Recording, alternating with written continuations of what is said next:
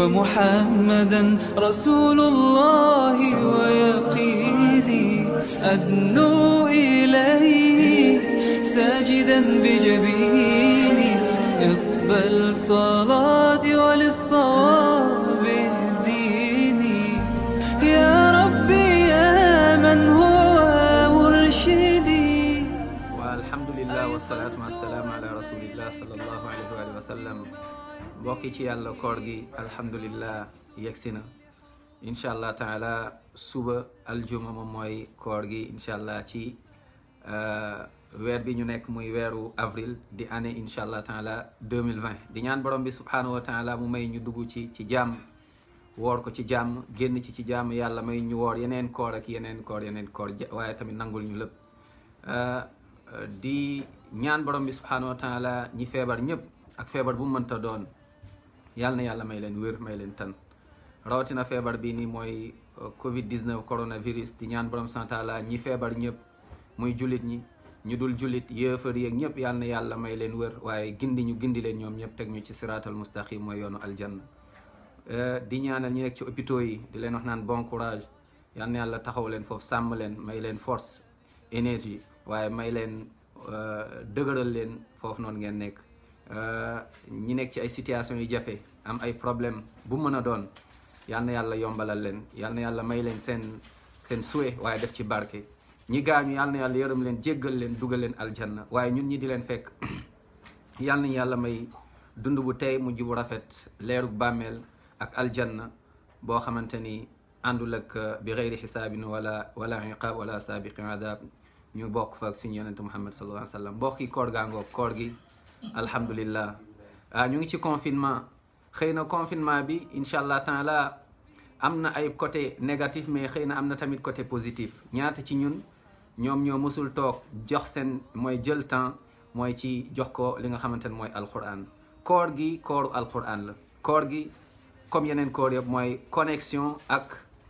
alquran waaye déconnexion ak leneen lu dul alquran maa ngi la naan ñetti mbir yi ak yeneen yu niroog moom na nga déconnecté ak moom soo bëggee vraiment am mooy sagesse mooy barke xikma ak ngënee li nekk ci alquran mooy boo koy jàng fexeel sa portable nga sori ko fexeel télé mu sori la bu ko taal waaye boo yoree rajo tamit na la sori waaye fexeel nga connecté wu ak sa borom déconnecté wul ak li nga xamante ne mooy sa portable waxuma la sax nga def ko mode avion rek yem ci waaye yow yaay connecté wu naam yow na nga def sa xol mu connecté wu borom bi subhanahu wa taala nga def sa xol mu connecté wu ak alquran waaye nga def sa xol mu connecté wu ak aljanna donc connexion sa xol ak aljanna connexion sa xol incha allah taala rendez-vous mooy bëgguma raté mooy koor gi alquran mooy sa xarit mooy sa fréquentation na nga ci sëgg ba am ay migraine ba sa bopp sax di metti na nga ci sëgg ba nga sentir ni yow macha allah ndax alquran bi dalay ramm yowmal qiyaama alquran bi leer la ci sa biir bàmmeel alquran bi texe la mooy fi dunia wal axira ndax koor gi neel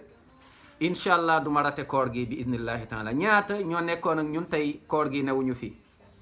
amuñu jot mënuñu ko wala boog sax far newatuñ ci kaw suuf yow yàlla may la yaa ngi fekkee koor gi alhamdulillah nga wër fexeel koor gi bu ko rate bul ci perte temps ndax lan fàttalikul chaque fois xëy na bii mooy sa koor guy mujje xëy na koor gi di ñëwaat peut-être sax bii doo ci dugg xëy na sax du jeex wala bu jeexee xëy na mooy suñu koor gu mujj kon bul rate sa koor gi alquran guddi alquran bëccëg di ko jàng ndax yàlla subhanahu wa taala bëgg la ndax loolu lañ ciy wut yàlla wa ridwanullahi akbar mooy yàlla kontaan ci ñun satisfaction boobu buñ ko amee rek lépp baax na te pour ñu am loolu mooy rek faw ñu connecté wu ak li nga xamante ne moom mooy alquranul karim di ko jàng di ci sëgg di xool explication yi di xool lan lay firi mooy exégèse bi nu muy firi tafsir yi macha allah mais di jéem a comprendre booy julli nga mën a ànd ak macha allah ndax koor gi buñ ko rate fàttalikul ni koor macha allah soo ñaanee yàlla day nangu sa ñaan kon bu rate sa koor macha allah da lay ramm yowmal qiyaama bu rate sa koor ci yërmande borom bi subhanahu wa taala neel koor macha allah